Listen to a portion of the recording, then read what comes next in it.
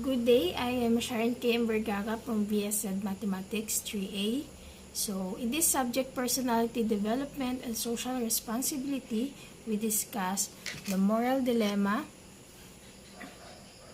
Discussion revisited the Constance method. So, using the Blatt method, dilemma, discussion, and other methods of moral and democratic teaching work most effectively is two basic conditions are met.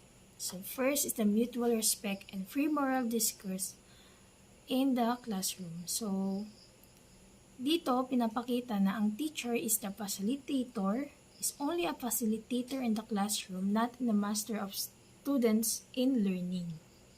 So why?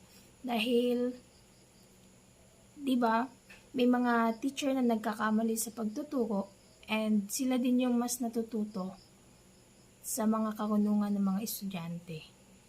Second is a high level of persisting attention of the students. So, in this learning naman, ay in Blatt method of dilemma, ay pinapakita na dapat makuha natin ng bawat atensyon ng ating mga estudyante. Hindi lamang sa pagtuturo, hindi lamang sa pag-aaral, kundi sa mga strategy ng ating mga ginagawa.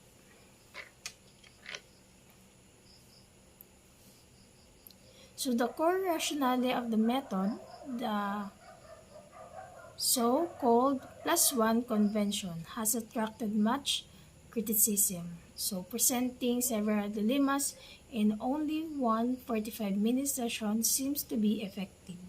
So to discuss one of or even several moral dilemmas within 45 minutes leaves to too little room for students' active reflection and discussion activity.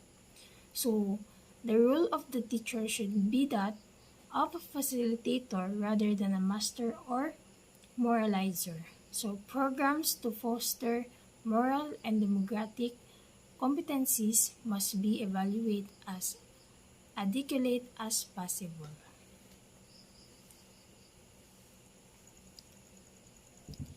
So, in the Constance method of dilemma discussion or KMDD, two major innovations were introduced aiming of a more effective use of dilemmas for moral education and a more valid evaluation methodology in LEAD 2003. So first, to create an optical environment for moral and democratic learning. So KMDD employs semi-real educative dilemmas as tasks. And second, we devise a new measure of moral judgment competence. The Moral Judgment Test, or MJT, which is described in more detail in LIN 2004.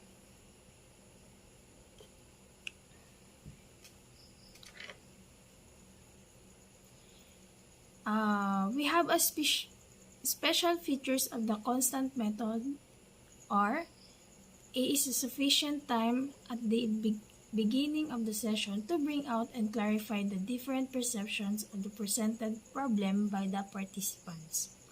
And B, a dilemma are the pace in which participants rank the arguments of their opponents, and a concluding phase of session evaluating, asking the students questions like what have you learned?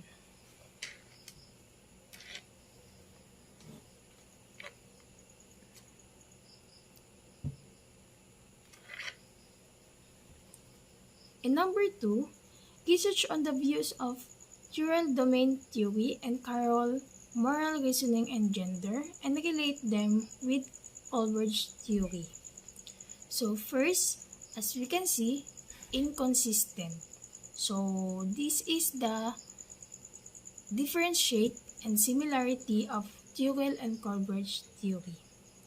So inconsistent, moral decisions is inconsistent and tend to be like context-based in Dual theory, while Colbert's theory is our actions and moral judgment tend to be consistent. Dual's theory is children's judgment. Ito yung pagja-judge ng mga kabataan, for example, sa ages, kung i-respect ba nila or patutunguhan ba nila ng tama ang ibang mga mas nakakatanda or mga may authority.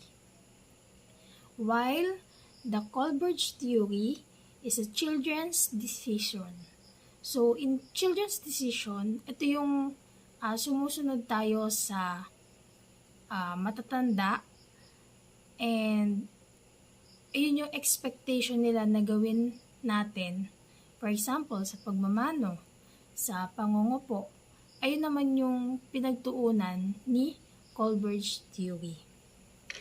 And their similarities is the moral decision, external factors and levels and conceptions. So next is Gilligan's theory and Colbert's theory. So in that symbol, Gilligan's theory gave importance to women, while Colbert's theory is considered women inferior and did not include them in his theory. So, sa Gilligan's theory ay pinapahalagahan niya sa kanyang theory yung mga kababaihan, yung mga kakayahan at kaalaman ng mga kababaihan. Pero si Colbert's theory, hindi niya in-include yun sa kanyang theory dahil mas pinaniniwalaan niya na mas may kakayahan ang kalalakihan, lalo na sa pagtatrabaho, sa pag-aaral at sa kaalaman. Then, sa ages, so Gilligan's theory ay doesn't have specific ages when the levels of moral development would be reached. So, si Gilligan's theory naman, hindi niya pinagbigyan pansin yung ages dun sa level ng moral development ng isang tao. Pero kay Colbert's theory, have specific ages when the levels of moral development would be reached. And last is the primarily based. So, kay Gilligan's theory is yung mga primarily based niya ay care, love, or mas prioritize yung ethics of care. While the Colbert's theory, mas prioritize niya is ethics of justice. And their similarities is the 3 levels of moral development. Number 3, research connection. So read and research that is related to Colbert's theory, fill out the matrix. So this is the title of the study, Moral Development, a critical review of research on convergent stage theory. The problem of the study is the progressive upward movement through the stage. B is the invariant sequential accession through the stages.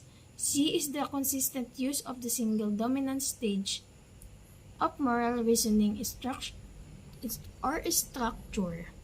And D is the universality of moral stages. Next is the research methodology.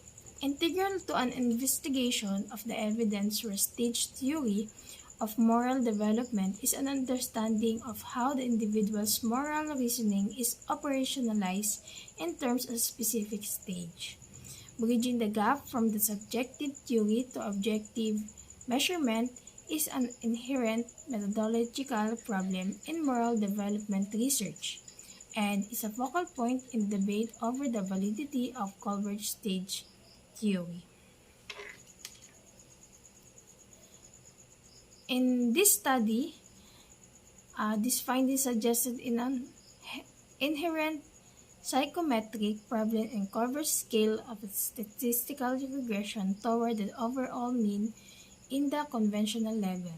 So the research indicates that Culver's method of assessing moral development in terms of discrete stage is not uniform and subject to pull-out statistical regression and the limitation of a ceiling effect. So the cause of the measurement problem may be complex, involving cognitive, social, and theoretical variables. And the last is conclusion. Relating the moral judgment to moral behavior is another problematic area in the research which limits the value meaning of assessing stage of the moral development. Until recent years, Culver's and Candy 1984, Culver's and his associates had largely ignored this important area of research, claiming that one can only assess moral reasoning, not moral action itself. A stage theory of moral development that cannot demonstrate the connection between the stage and the moral action is limited and lacking in utility. Additionally, study of the substantial nature is needed to define and test these relationships. So that's all, and thank you.